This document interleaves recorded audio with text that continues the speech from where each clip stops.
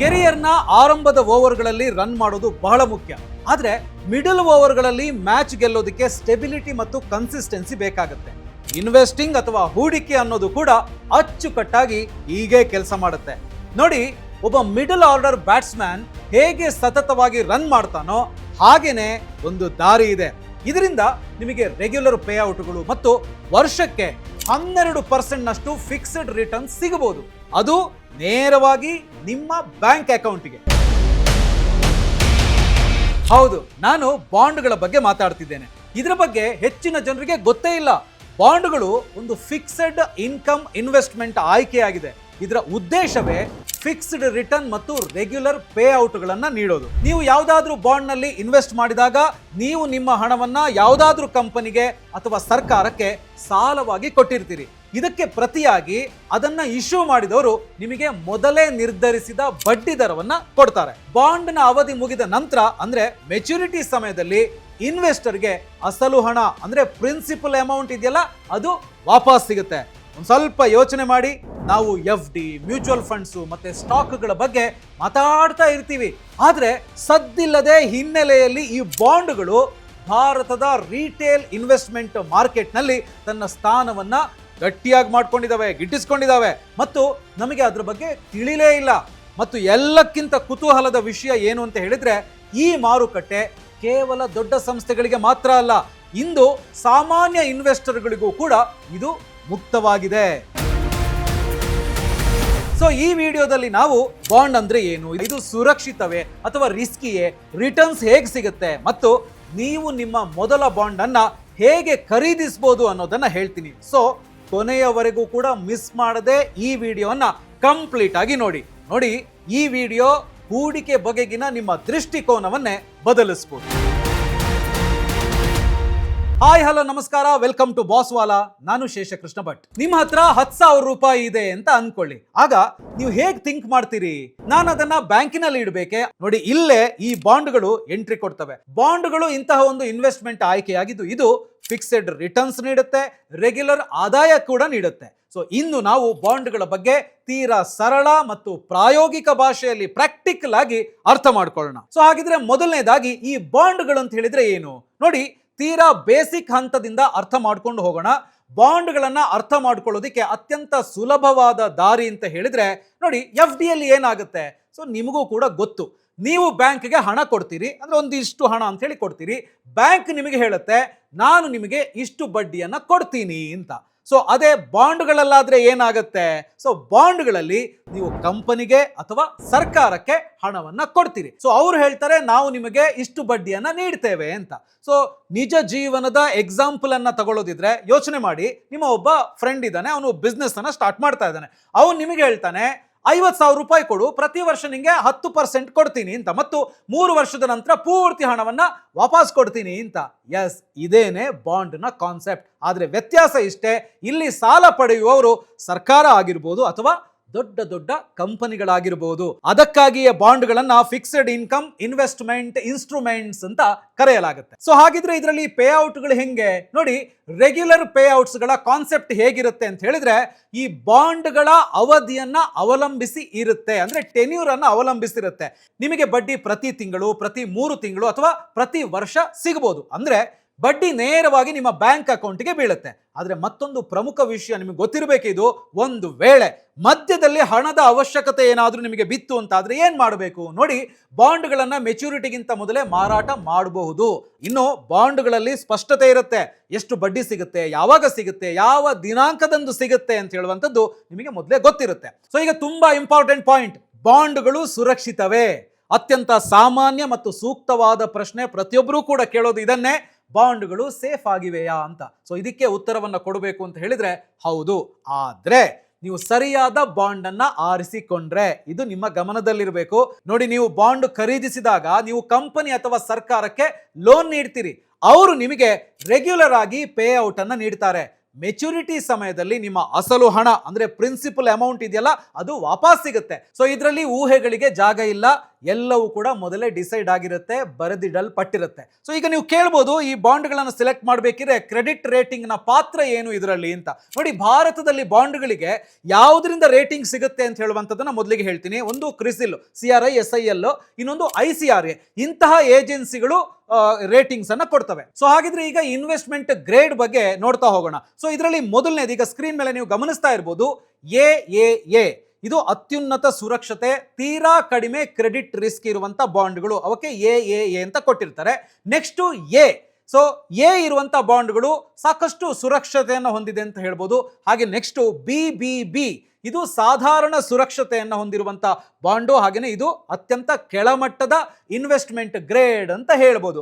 ಇನ್ನು next investment ಅಲ್ಲದ grade, ನಾನ್ investment grade ಅಥವಾ ಸ್ಪೆಕ್ಯುಲೇಟಿವ್ ಅಥವಾ ಜಂಕ್ ಬಾಂಡ್ಗಳು ಅಂತ ಇದಾವೆ. ಸೊ ಅದನ್ನ ನೋಡೋಣ. BB, ಸೊ ಇದು ಸಾಧಾರಣ ರಿಸ್ಕು. ಇನ್ನು B ಅಂತ ಹೇಳಿದ್ರೆ ಹೆಚ್ಚಿನ ರಿಸ್ಕು.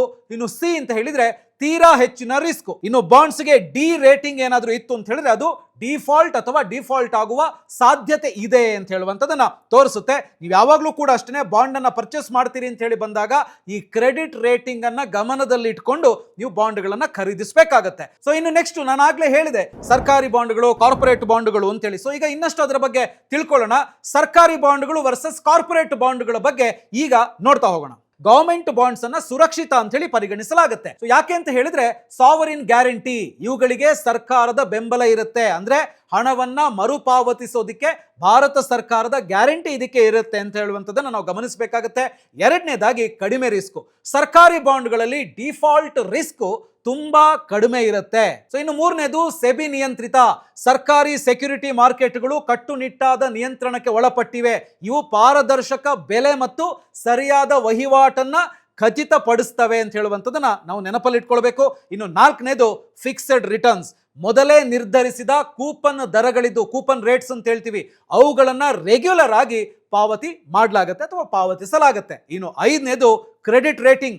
ಭಾರತ ಸರ್ಕಾರದ ಬಾಂಡ್ಗಳು ಅಂತಾರಾಷ್ಟ್ರೀಯ ಏಜೆನ್ಸಿಗಳಿಂದ ಇನ್ವೆಸ್ಟ್ಮೆಂಟ್ ಗ್ರೇಡ್ ರೇಟಿಂಗ್ ಅನ್ನ ಹೊಂದಿರ್ತವೆ. ಇದು ತುಂಬಾ ಇಂಪಾರ್ಟೆಂಟ್. ಸೊ ಈ 5 ಪಾಯಿಂಟ್ಗಳು ಕೂಡ ತುಂಬಾ ಇಂಪಾರ್ಟೆಂಟ್, ಗಮನದಲ್ಲಿಟ್ಕೊಳ್ಳಿ. ಸೊ ಹಾಗಿದ್ರೆ ಕಾರ್ಪೊರೇಟ್ ಬಾಂಡ್ಗಳ ಕತೆ ಏನು ನೋಡಿ. ಕಾರ್ಪೊರೇಟ್ ಬಾಂಡ್ಗಳ ರಿಟರ್ನ್ಸ್ ಕೊನೆಯದಾಗಿ ಆ ಕಂಪನಿಯ ಫೈನಾನ್ಷಿಯಲ್ ಹೆಲ್ತ್, ಆರ್ಥಿಕ ಆರೋಗ್ಯ, ಕ್ಯಾಶ್ ಫ್ಲೋ ಮತ್ತು ಬಿಸ್ನೆಸ್ ಫಂಡಮೆಂಟಲ್ಸ್ ಮೇಲೆ ಡಿಪೆಂಡ್ ಆಗಿರುತ್ತೆ. ಒಂದು ವೇಳೆ ಕಂಪನಿ ಫೈನಾನ್ಷಿಯಲ್ ಆಗಿ ಸ್ಟ್ರಾಂಗ್ ಆಗಿದ್ರೆ, ಅಂದ್ರೆ ಕಡಿಮೆ ಸಾಲ, ಸತತ ಲಾಭ ಇದ್ರೆ, ನೀವು ಆ ಕಂಪನಿಯ ರೇಟಿಂಗ್ಸ್ ನೋಡಿ ಬಾಂಡ್ಗಳನ್ನ ತಗೊಳ್ಳುವ ಬಗ್ಗೆ ಯೋಚಿಸಬಹುದು. ಸೊ ಹಾಗಿದ್ರೆ ಕಾರ್ಪೊರೇಟ್ ಬಾಂಡ್ಸ್ ಮತ್ತೆ ಸರ್ಕಾರದ ಬಾಂಡ್ಸ್ ನಡುವೆ ಮುಖ್ಯ ವ್ಯತ್ಯಾಸ ಏನು, ಕೀ ಡಿಫರೆನ್ಸ್ ನೋಡಿ. ಗವರ್ಮೆಂಟ್ ಬಾಂಡ್ಗಳಲ್ಲಿ ಸಾವರಿನ್ ಗ್ಯಾರಂಟಿ ಇರುತ್ತೆ. ಕಾರ್ಪೊರೇಟ್ ಬಾಂಡ್ಗಳಲ್ಲಿ ಕಂಪನಿಯ ಫೈನಾನ್ಷಿಯಲ್ ಸ್ಟ್ರೆಂತ್ ಗ್ಯಾರಂಟಿಯ ಬದಲಾಗಿ ಕೆಲಸ ಮಾಡುತ್ತೆ. ಸೊ ಅದಕ್ಕಾಗಿನೇ ಸೆಬಿ ರೆಗ್ಯುಲೇಷನ್ ಮತ್ತು ಕ್ರೆಡಿಟ್ ರೇಟಿಂಗ್ಸ್ ಅಂತ ಹೇಳುವಂಥದ್ದು ಬಹಳ ಮುಖ್ಯ. ಇವು ಇನ್ವೆಸ್ಟರ್ಸ್ಗೆ ಸರಿಯಾದ ನಿರ್ಧಾರವನ್ನ ತೆಗೆದುಕೊಳ್ಳೋದಕ್ಕೆ ಹೆಲ್ಪ್ ಮಾಡುತ್ತೆ. ಸೊ ಇದನ್ನ ಗಮನದಲ್ಲಿಟ್ಕೊಳ್ಳಿ. ಇನ್ನು ನೆಕ್ಸ್ಟ್, ಒಂದು ವೇಳೆ ಬಾಂಡ್ ಸೀನಿಯರ್ ಸೆಕ್ಯೂರ್ಡ್ ಆಗಿದ್ರೆ ನೋಡಿ, ಅದು ಕಂಪನಿಯ ಆಸ್ತಿಗಳು ಅಂದ್ರೆ ಅಸೆಟ್ ಬೆಂಬಲವನ್ನ ಹೊಂದಿರುತ್ತೆ. ಅತಿ ಕೆಟ್ಟ ಸಂದರ್ಭದಲ್ಲೂ ಆಸ್ತಿಗಳನ್ನ ಮಾರಿ ಹಣವನ್ನ ಇಲ್ಲಿ ಮರುಪಾವತಿ ಮಾಡಲಾಗುತ್ತೆ. ನೋಡಿ, ಬಾಂಡ್ಗಳು ಸೆಬಿ ರಿಜಿಸ್ಟರ್ಡ್ ಬ್ರೋಕರ್ ಹತ್ತಿರ ಲಭ್ಯ ಇರ್ತವೆ. ಬಹಳಷ್ಟು ಬಾಂಡ್ಗಳು NSE ನಲ್ಲಿ ಲಿಸ್ಟ್ ಆಗಿರ್ತವೆ. ಸೊ ಇದಕ್ಕಾಗಿಯೇ ಬಾಂಡ್ಗಳು ಯಾವುದೇ ಅನುಮಾನಾಸ್ಪದ ಅಥವಾ ರಿಜಿಸ್ಟರ್ ಆಗದ ಪ್ಲಾಟ್ಫಾರ್ಮ್ಗಳಲ್ಲಿ ಸಿಗೋದಿಲ್ಲ.